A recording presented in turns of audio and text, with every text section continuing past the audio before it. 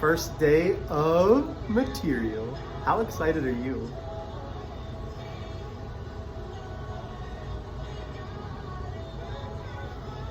Any more excited? I am. It is June 9th. I have got the new 7th grade math teacher in here. She's back there. I've got our co-teacher right there. I've got a funny thing that I'm calling a man bun right now. This is quarantine hair. Quarantine hair. We'll see if that lasts. Okay, so some of you have had me and understand how this works. Some of you have not. So this is going to be a slower lesson just to make sure that we have everything in place. First and foremost, you have a packet that will look exactly like what's on the board, okay? It's lesson 1, exponential notation. Everything is based off of 2 things. You moved that for me, thank you. Oh, and you're still moving it, okay. There's 2 things. One, get your mouse off my thing, good. So, there are 2 things that you're gonna look at. This says grade 8. This is the module that we're in. We're in grade 8, module 1, and then you'll have lesson 1. If you do not like my videos, first off, you can go into YouTube and type in Engage New York, module 1, lesson 1. And there might be a great video, or there might be a really cruddy video. So you're able to do that on yourself. We are in Engage New York. The website is Engage New York, engageny.org, and you're going to be able to find all of these lessons. So when we start, you have your packet, and I want you to always have an extra piece of paper out, because I go a little bit off script. I will teach most of what's here, but I will also take some stuff and add my own little spin to it, because I'm better than Engage New York. Remember, my ego is huge. I'm awesome. Like, you don't know that yet, but you will. So have a separate piece of paper out, okay? Notice that I've got this big binder as well. I've got things highlighted, okay? I don't know if you can see that or not. I've got things highlighted. I take this very seriously. So when I do something, if I put it on the board, you should probably do the same, okay? So you have your packet, you have a separate piece of paper, you got your calculator. That's first and foremost. Let's talk about exponential notation. Well, first off, let's talk about something that looks like this. So right now you see a couple things. You see some letters. We should remember, should being the key word, that letters are variables. And variables replace something within a expression, an equation, an inequality, a formula. They are taking the place of something. Is it always a number? Well, no, as you get into higher level math, no, sometimes it's replacing another variable, okay? But for our purposes, more often than not, that variable is replacing a number. So I have x, and then I have a small n. This is an exponent. So we have 2 things here. In red, this x right here is called a base, okay? We have bases, and then we have exponents, okay? So where would I be putting this? I would put this on that separate piece of paper. I would label it Module 1, Lesson 1, and then I would put this on there, okay? So what are some exponents that you've seen? If this was regular class, I'd say, hey, give me an example of some exponents. And somebody would say, Mr. H, what about something squared? Well, yeah, something squared works great. So let's say we have 2 to the 2nd power. And that's how you say that. You say the base is the number, 2 to the 2nd power. This is also a special type because it's called squared. When it's raised to the 2nd power, it's squared. So what does this mean? It means that it is 2 times 2. Notice that if you look at the packet, there's a lot of x's. Those are multiplication for this unit. I don't prefer that. Okay, you know from last year that I prefer to have multiplication as my dot, or have it as 2 in parentheses and another 2. So 2 squared is 2 times 2. which if I simplify it, is 4. Okay? So, as you read, x to the nth power is called x raised to the nth power, where n is the exponent of x is the base. So even though it talks about it, it doesn't really show that, and I don't like words, okay? Now, from 7th grade math, you should remember everything is word problems, so you need to know how to read. So this just is saying, hey, listen, 5 to the 6 means 5, 5, 5, 5, 5, 5, 6 times. This is a little bit trickier. N to the 7th to the 4th. I'm going to try n to the 7th. 9 to the 7th to the 4th is the whole fraction multiplied by the whole fraction multiplied by the whole fraction multiplied by the whole fraction. Okay, I bought an eraser. And by bought an eraser, I stole it from the office. If you remember my really dirty rag that I had last year, I tried to wash it and it did not go well. It's still black, and my wife said, you need to throw this away, it stinks. Well, honey, I'm going to because she wears pants like that. Okay, so here we go. I'm gonna do 2 of them. You're gonna do a couple. This is saying 4 times itself 7 times. How would I write that in exponential notation? So, the first thing we need to know is what number is getting multiplied by itself over and over and over and over and over and over and over.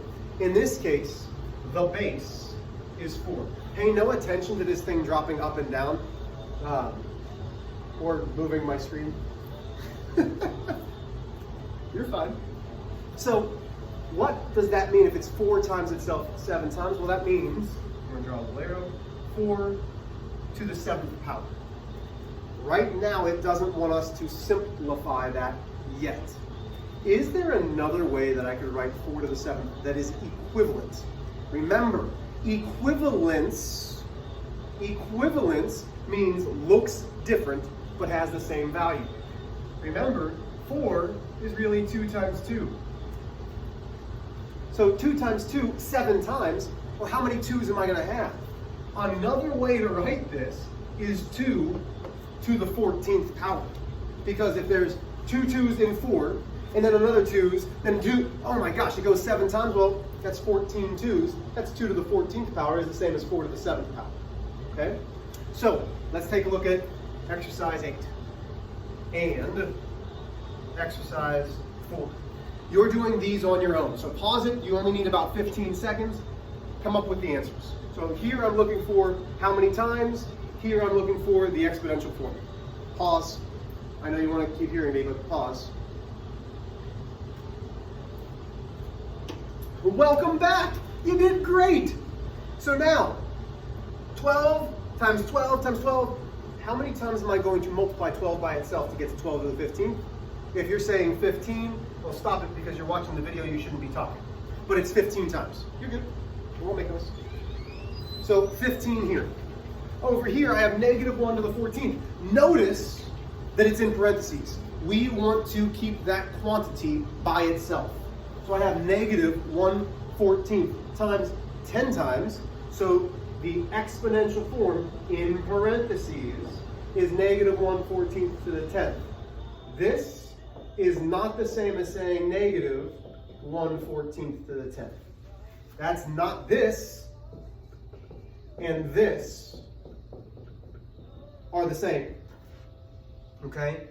To show that we want a negative multiplied by another negative, you must keep it in parentheses. Okay? These are not the same as this. Moving on.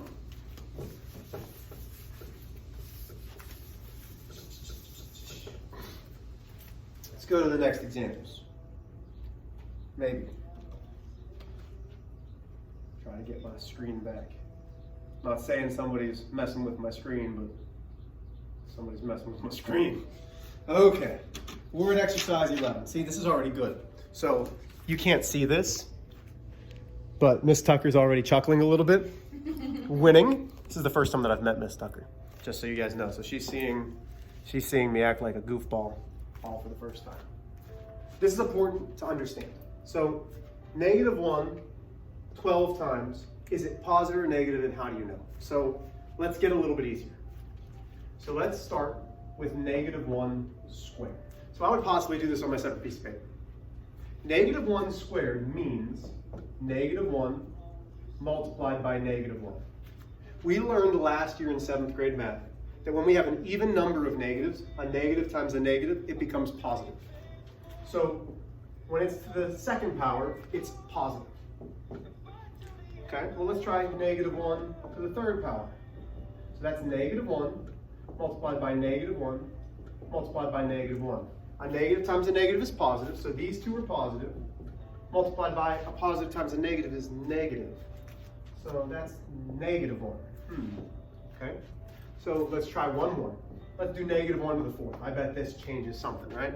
So now we can write out negative 1 multiplied by negative 1 multiplied by negative 1 multiplied by negative 1. That's what the exponential form means. Well, negative times a negative is positive. Positive times a negative is negative. Negative times a negative is positive. So this is positive 1. So just like our rule for signs, if we have an even number of negative signs, our answer will then be positive. If we have an odd number of negative signs, our answer will be negative. So will these products be positive or negative? Well, how many times am I multiplying? I'm multiplying it 12 times. I don't need to write this out, but if I have 12 negatives, that's an even number.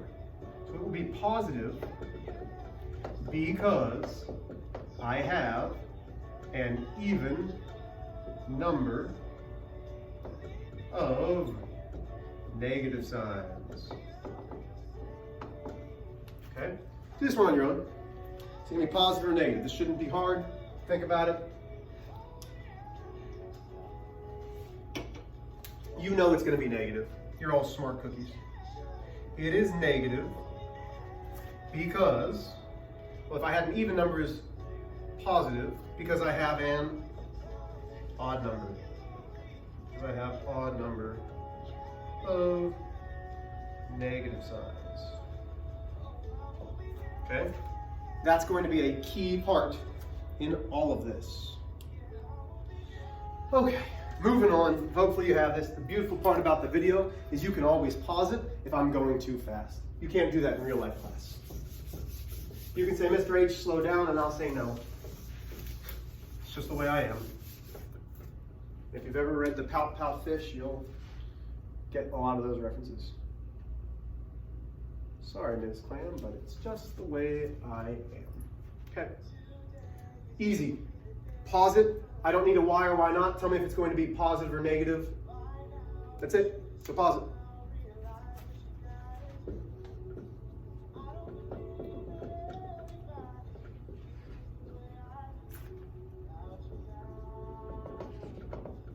So this is nice and easy.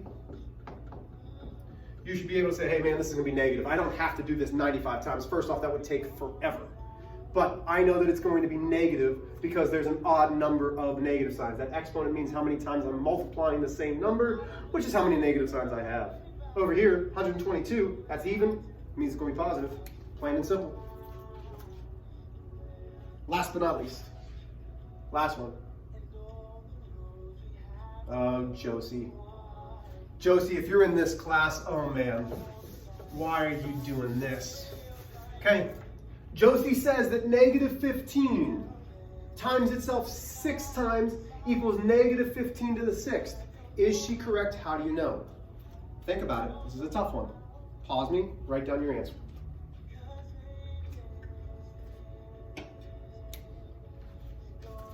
So, Josie is, Josie, you think you're right or wrong? Bad guess. I don't even know what Josie guessed. Remember, it's June. I don't see you for a while. Josie is wrong. Why? Because negative 15 to the 6th is not the same as negative 15 6 times. What this means is it's negative 15 times 15 times 15 times 15 times 50, 1, 2, 3, 4, 5. That's what this means. No matter what, how many times it is, it will always be negative. Whereas this one means negative 15 times another negative 15. So this needs to be written in parentheses. That term it's very critical to put the sign in parentheses so that we know what we're dealing with. So this is correct. Okay, so really the key points. We always keep our base, okay? Our base has to be in parentheses if it's negative. If it's positive, do I need it in parentheses? No. If it's a fraction, I put it in parentheses. Actually, not an option, I put it in parentheses. Are there ways to manipulate? 4 squared is 16. Could I make 16 into 2 something? Absolutely. Okay, there are ways to manipulate so that things are equivalent. Remember, equivalent means they have the same value but look different. If it has an even number of exponents, or an even exponent, then it's going to be positive. If it has an odd and it's negative to begin with, then it will be negative. Your homework, which can be done directly on the packet, you are doing, let's pull it up here. Always go to the problem set, Mr. H, so that you guys know. You are not doing all of number 1. You are doing this guy. You're doing this guy. You're doing this guy. And you're doing this guy. So there's 4 in number 1. I'm going to make those marks, make sure I got those right. Oh, I missed one. Hold on. I want that one. Okay. You're doing number 2. So those 4. Number 2. And number 4, you're doing this. You're doing this one. And you're doing this one. Okay? Those are your must-do problems. I would suggest trying these. These are your extension questions, 5 and 6. Am I going to come around tomorrow and be like, hey, you didn't do 5 and 6? No. But if you understand this material, 5 and 6 will not be difficult. I would absolutely try 5 and 6. Hey, day 1, the lessons are going to get shorter. So this was 17 minutes. My goal is to make these about 10 to 15 minutes. Okay? So, crush it. Good luck. Let me know if you have any questions.